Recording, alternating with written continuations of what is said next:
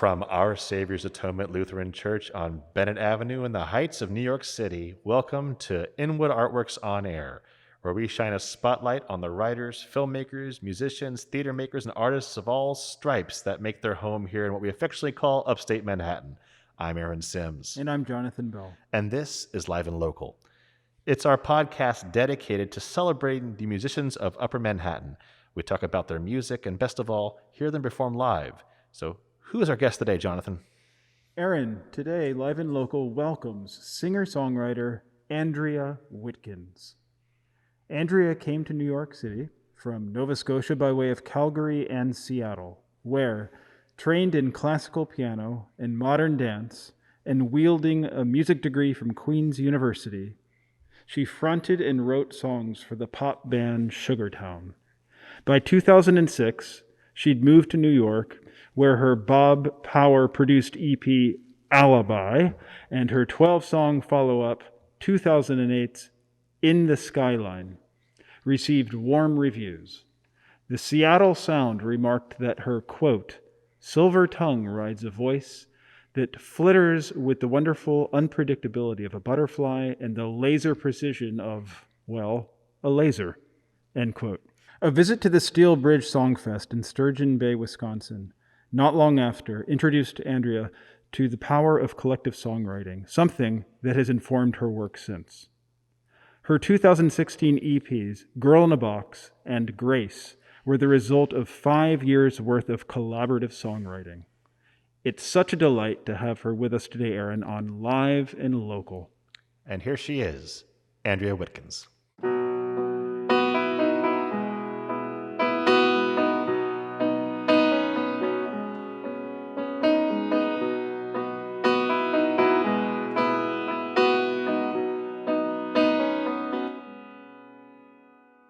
Sunday's girl, fair of face, taken far too soon. One late spring day, 3 a.m. The phone rings. No, it can't be true. Please don't say it again. I wonder if she knows she's really a ghost when she's roaming around this spooky old town. I see her on a bridge, she's making a wish, such an innocent glow. Wherever she goes, I wonder if she knows.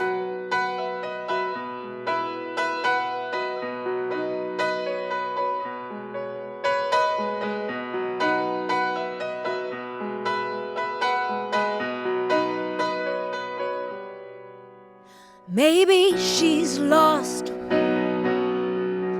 somewhere in between two beautiful worlds, places I've never been.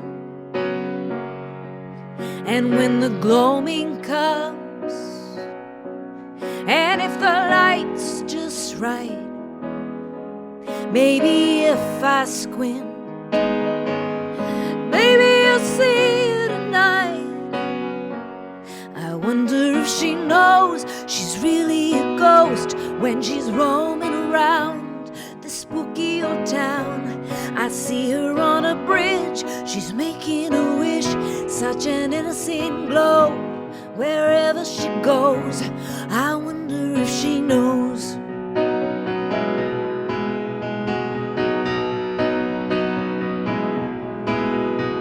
And some days I go walking in the rain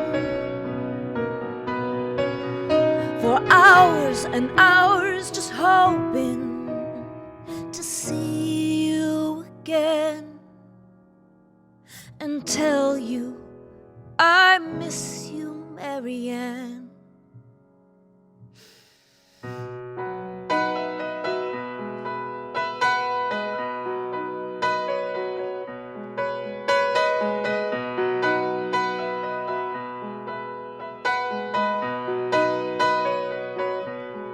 Marianne.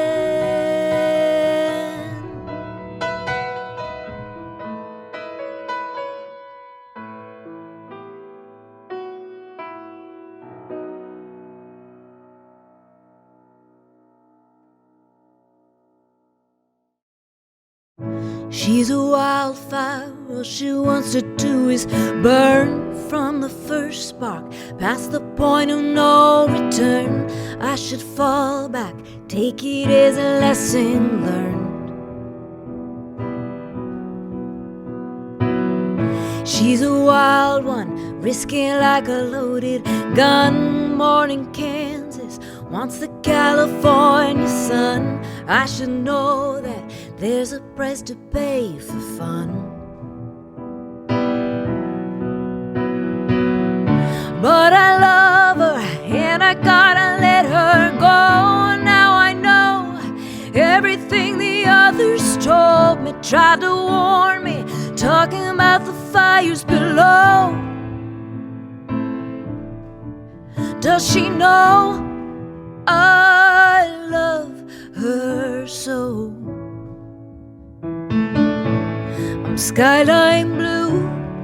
I never knew what love could do till I met you. I'm shot straight through, it's the hardest truth. There's nothing to lose when love has you. She's a charmer, keeping all the boys amazed, drinking poison, promising to change her ways. She's at the shelter, then she disappears for days. But I love her, and I gotta let her go. Now I know everything the others told me, tried to warn me, talking about the fires below. Does she know I love her so? I'm skyline blue. I never knew what love could do till I met you. I'm shot straight through, it's the hardest truth. There's nothing to lose when love has you. Nothing to lose when love has you. There's nothing to lose when love has you. Winter's here, you disappear. I wonder where you go. I give almost anything to see those embers glow. I'm skyline blue. I never knew what love could do till I met you. I'm shot straight through, it's the hardest truth. There's nothing to lose when love has you. Nothing to lose when love has you. Nothing to lose when love has you.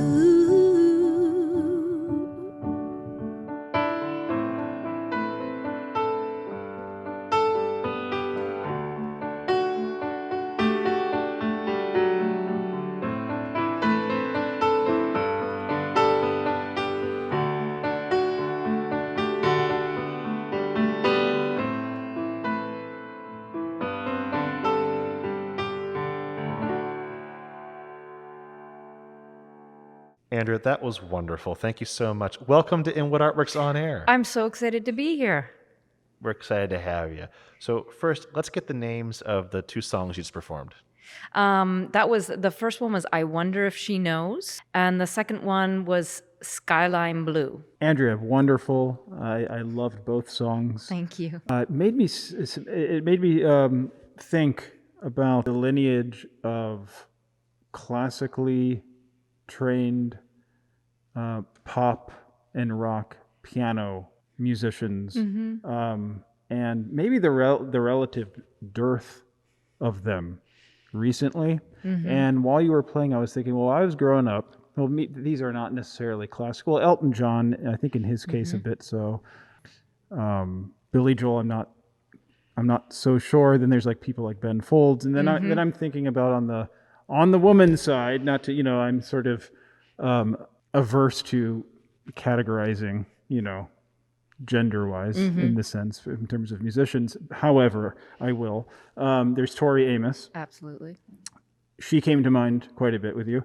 And then, I know Carly Simon, I'm wondering. Carole King. Carole King, thank you. Yeah. So I was just wondering, I just wanted to jump in right away with your influences, especially since in general, pop and rock is heavy on the guitar side. Just rock and roll is rooted in a lot of ways, among other things, with the guitar. It's, so I was wondering just who are your heroes in terms of songwriting on the piano and performing on the piano? Yeah. It's funny because I have my share of guitar envy, so you could get down a rabbit hole with that too. But piano-wise, definitely Carole King, but also who, and I wouldn't consider her virtuosic, but just in some of her chord voicings, I really like those really traditional, old school chord voicings.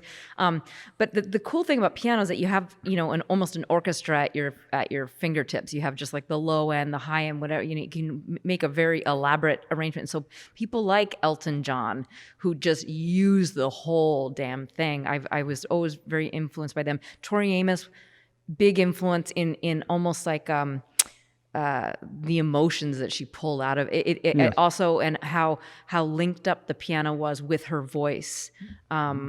It's funny, it's almost hard for me to just play piano, and even though I was classically trained, if I'm not singing with it or if I'm not accompanying another singer. Actually, accompanying another singer sometimes does the trick, but I feel like I'm so hooked into the sound of piano and voice now. And I feel like I got that from Tori Amos. Gosh, there's so many great ones out there. But I actually have learned a lot of piano stuff from guitarists as well. Sure. And that, especially if I'm playing Rhodes or World, like I knew I was playing a grand piano for this session, and so I chose songs appropriately. But there are sometimes where I'm very deliberate about voicing things like, I want this to sound like an electric guitar. That's interesting. I was just talking recently to another guest that we had a while back about that. I was telling him, because he was saying how he likes to compose by listening to instruments that he doesn't play. And so I was, I'm oftentimes I want to get as far away from the piano as possible. Me too. And I find that there's a transparency to often guitar, like acoustic guitar, that's especially inspiring, more so than listening to piano. So I totally know where you're coming from.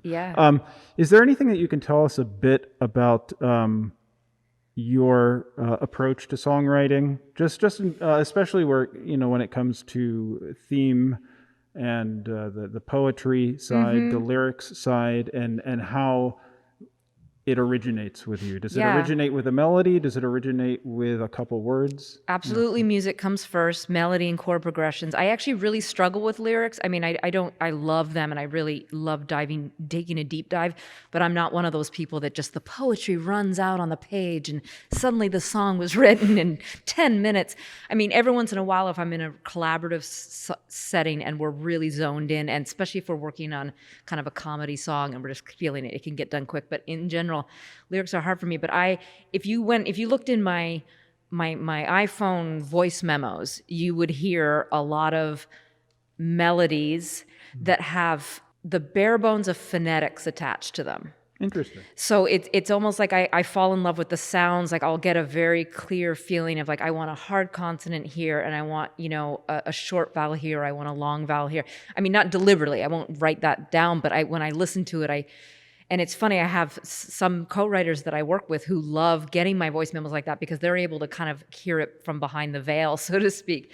But and then separately, I end up, as soon as I get a sense of the theme, I will end up sitting with paper for a long time, and I'll do they almost look like just splotches of words. I mean, it just kind of stream of consciousness, word association. I'm not, it takes an assignment for me to be a true kind of traditional storyteller songwriter. I'm definitely kind of more of like let's paint word images. Right. You wouldn't know it to listen to me, but I am a huge hip hop fan, rap fan, and I love that kind of stream of consciousness. Also just playing with internal rhymes, making odd combinations in it. So definitely music first. Well, Andrea, the past 8 months have been incredibly challenging. on Really? every What front happened? well, She says through her medical mask. just so you know, this is Andrea's first interview since her coma Yeah. in January. So we've been, Can you imagine it's, why? she's actually, for those of you listening on the podcast, we are in her hospital room. No, we're not. Yeah. We're just absolutely. This is part of last rites. No, I'm kidding. But all seriousness, though, it's safe to say the hilarity and the jokes come because it's been what a time. What else can we do but laugh at this point? Well, Yeah. that's exactly right. And so I know it's a bit of a cliche question that everyone asks you probably, but I ask it to myself, so I feel it's a fair game question, is that have you found it more challenging to be creative in these times, like being a songwriter? No, I found it actually very conducive to creative work. I miss playing with people desperately. I cannot wait for that. I've not played with another musician since February, but creatively, I actually surprised myself. When it first started going down, I was like, yeah, well, this is going to be like, a couple of months of Netflix and nothing else and getting fat on the couch. But no, I didn't say that, but it, kind of. It crossed your mind once or twice. It crossed my mind once or twice. But I feel like I doubled down and I feel like I needed something to do. And then also I realized that there was these tools that I've always had access to, working remotely. I mean, I've written songs over the phone before. I've written songs over FaceTime. I've written songs over text before with friends. So it was almost like because the disease told us we couldn't be together, my posse of songwriters just worked even harder to make connections. I've done some virtual song festivals, and I've also it challenged me in ways. I mean, I'd never done a live stream before. I'm actually really nervous around video. The video is something that kind of usually when I'm having to do a video for myself for Instagram, it freaks me out, getting the right angle and the lights and everything, and just having to be kind of thrown into like, yep, that's what you get right now. This is what we're giving out. I started doing live streams. I started learning Premiere Pro for video editing, all these things that just were new challenges because of an obstacle that was put, in front of us. So in some ways I feel a little bit lucky because it did challenge my, it for whatever reason sparked my creativity. But you have that spirit to meet that challenge, which is fascinating. I was ready for it. I was actually feeling like I was kind of starting to let my music get a little, not the music get stagnant, but I wasn't showing up for it as much as I wanted to. And it just put a fire under me. I just felt like, oh, this is what I'm meant to do. I have stuff to say. And this is, this is a way of bringing joy to the world, even though I mainly write dark songs. It's joy in a certain way. Hey, people need to cry tears of joy too. Yeah, or fear. Or because they're scared. Aaron, I think maybe I might be stepping, stomping, whatever, on your toes on this one a little bit, but I wanted to follow up on the collaborative songwriting process a bit.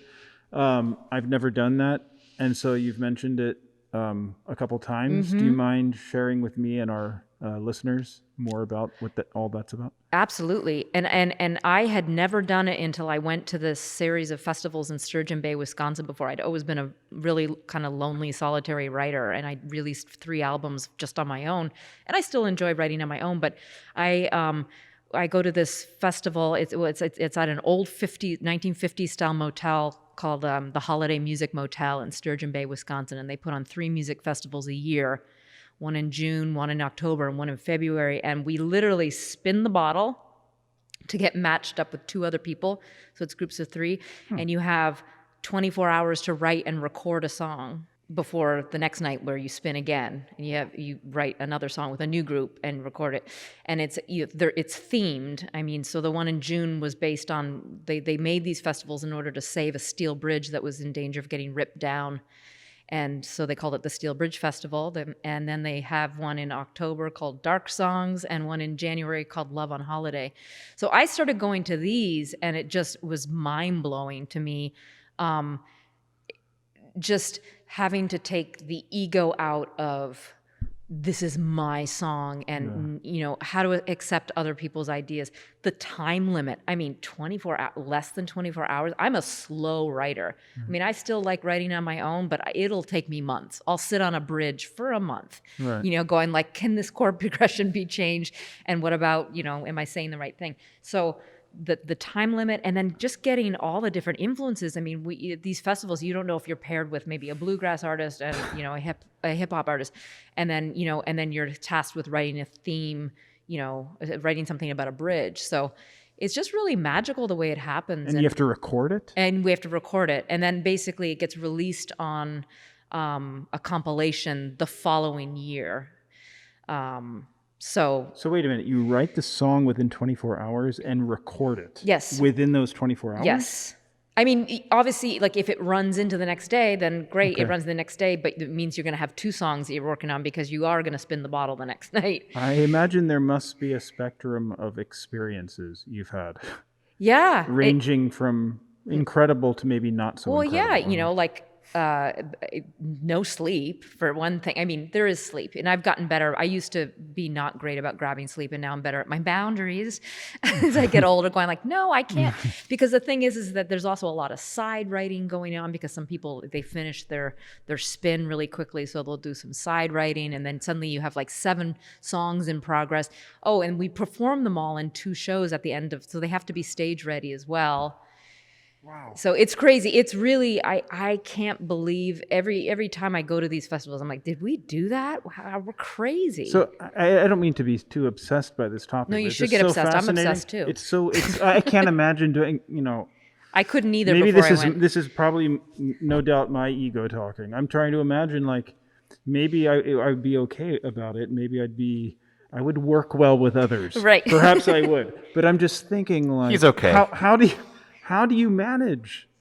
I mean, you have no idea, like, if this person is more of a, like you brought up already, more a music strength person. What if you end up with 3 music strength people and no one knows what to do about the words? And like, then, you really have no idea what you're getting? No, you have no idea, and you just deal with it. I mean, I've seen people who started going to festivals 5 years ago who were like, I play bass only. That's all I do. I'm going to contribute the low end. I don't do lyrics. Right. And then, 4 years in, they're starting to contribute lyrics because they've been in situations where, like, well, someone's got to pony up some words here. And, and then you can also, I keep bumping the mic. You can also bring in, like, it's very collaborative. So if you feel like, okay, we're stuck, let's bring in so-and-so because, I remember there was a guy that I loved working with, John Hadley, who he said right away, like, I just do words. And he's a brilliant lyricist, and so you could grab someone like him, but you make it work. It's really a good lesson in ego, because I'm a perfectionist and I want things to be the way I hear them, and it just doesn't work that way. And sometimes it comes out better than what you ever would have thought. Has it sped up your own process? A little bit. A little bit. When you're writing on your own, it's a little bit. Yeah, a little bit. I mean, more what it's done is just made me so happy to collaborate that sometimes I'll get, I'll just end up doing that more often. But I am starting to do more solitary writing now in this COVID, time. And so I am noticing that I have like more, I'm able to better let things go and say, okay, well, let's just, let's go through, let's not sit on that section for 2 months. Right. Let's go through it and just see what comes next and trust. Last question on this topic from a crass commercial bent. Yeah. What if it becomes a hot single? How do you divvy up the copyrights? And well, we all give our PROs, at the beginning, the performing rights organization, so everybody's all registered, and it's split 3 ways. Writers, three ways of the publishing, and then same with publishing. It's kind of up to the writers to deal with that. In fact, because a lot of us take these songs and put them on albums or submit them for sync licensing and stuff, and so it's kind of up to us to make sure that everybody's kosher with that. But that's taken care of in advance, and all. But at least like to show, the documentation and the rules, Well, Andrea, you have 2 more songs to play for us, I believe. What are they? They are In the Deep of the Night, and what did I play? You can cut this out, right? They are In the Deep of the Night, and I Just Want to Play My Song Again. Very good. Once again, Andrea Wittgens.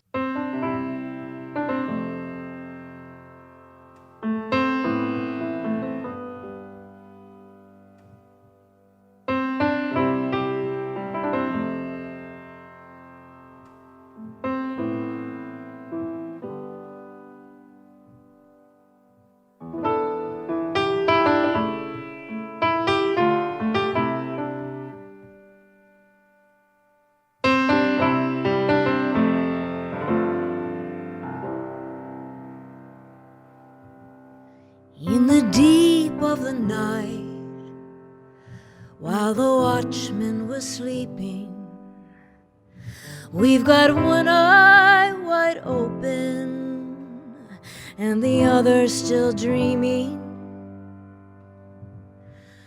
We'll go to the river where the water is clear, and we'll swim in the deep of the night.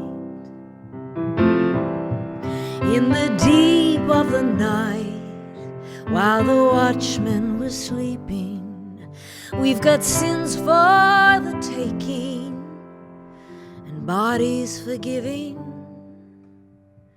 We'll go to the river where the water is clean, and we'll swim in the deep of the night. Nothing's written in the stars tonight, but we cling to it still like a moth to the light, hoping that the dream, that impossible dream, will rise in the deep dark, rise in the deep dark night.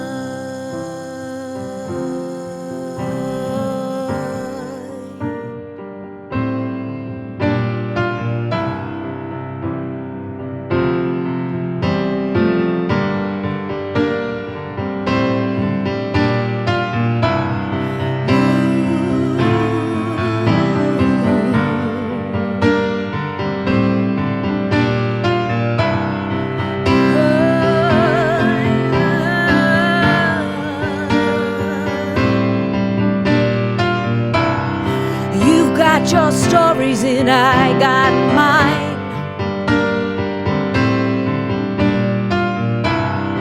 You've got your stories and I got mine. Pieces of fiction all tattered and torn that we spun out to suit disguises we've worn, shiny machines and leather and chrome that we stole from strangers and call them our own. And there's no falling from imaginary skies. I ain't lying this time.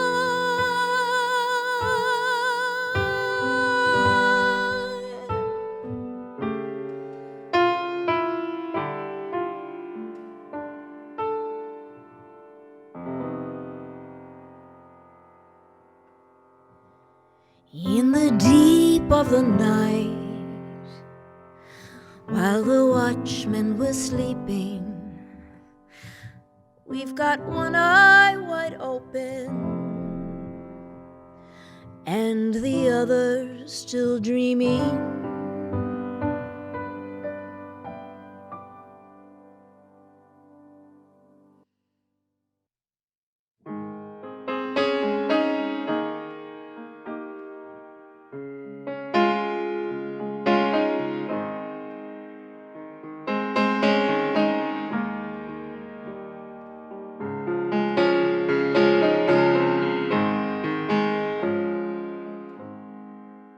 Seems like yesterday you were around every corner of my heart's hometown.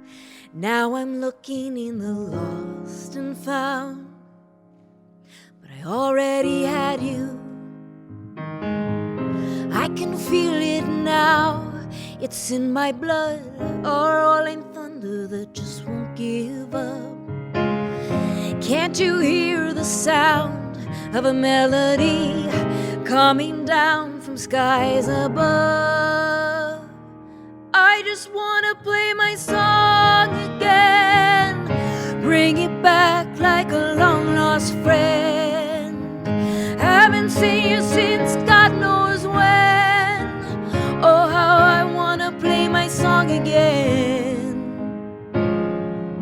Up every staircase and through every door, someone tell me what I'm looking for. Put on a record, but it wouldn't spin. I'm playing games that I will never win, but I can feel it now. It's in my blood, a rolling thunder that just won't give up. Can't you hear the sound of a melody coming down from skies above? Can't you hear the sound of a melody coming down from skies above? I just wanna play my song again, bring it back like a long lost friend. Haven't seen you since God knows when. Oh, how I wanna play my song. I just wanna play my song again, bring it back like a long lost friend. Haven't seen you since God knows when. Oh, how I wanna play my song again.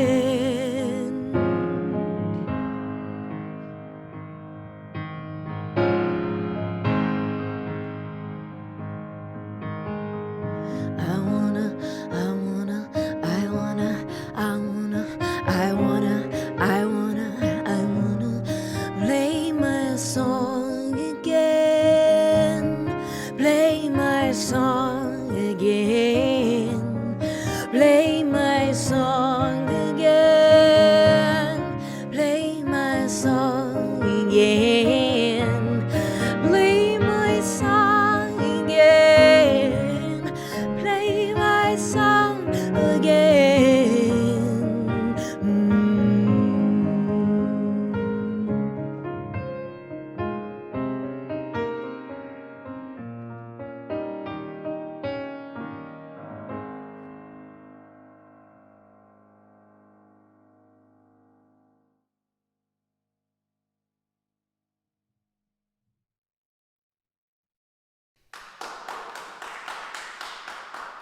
Andrea, that was beautiful.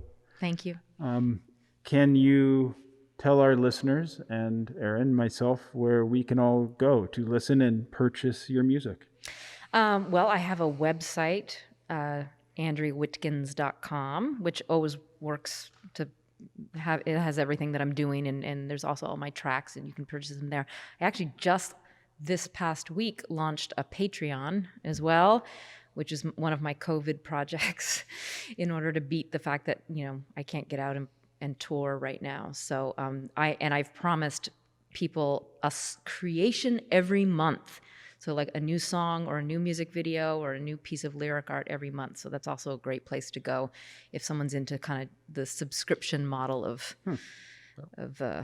art support. Yeah, yes. Perhaps that's a carryover from your song, writing some, you instead of giving yourself 31 days instead of 24 hours. I know, exactly. Give myself a little more time. I know. Yeah, it's actually, I did do it to partly keep me accountable, to say, I can be doing that. Well, your motivation is incredibly inspiring. Thank you. It really is. And it's a pleasure always to hear your music. I'm so glad that I got to stop by and talk with you guys. Absolutely. We'll do it again. Yes, please. So, and hopefully in post-COVID times. Yes, without masks. Yes, without masks, with everybody around, because your music deserves definitely to be heard. Indeed. So listeners, we'll find those links up on our Inwood Artworks On Air website for the episode. I want to thanks again, Andrea, for joining us today on this live and local episode of Inwood Artworks On Air, where we meet the musicians, filmmakers, writers, theater makers, and artists of all stripes who make their home here in Upper Manhattan. If you have a moment, please show us some love right now by rating and reviewing this podcast on Apple Podcasts. It really helps. Thank you to our series, Atonement Lutheran Church, for hosting us here and providing us a venue during these COVID times. It's important for us with no music venues in Inwood, Washington Heights. Our local venues, they've come out for us, and we're greatly appreciative for the help. We also want to say thank you to heightsheights.com for local Uptown promotional support online. Be sure to follow us, speaking of online, on our social media channels at Inwood Artworks to keep up with all that we do, including the Inwood Film Festival, Filmworks Al Fresco, pop-up art galleries, live performances, and so much more. You can support On Air and all our programming by making a tax-free donation at inwoodartworks.nyc/donate.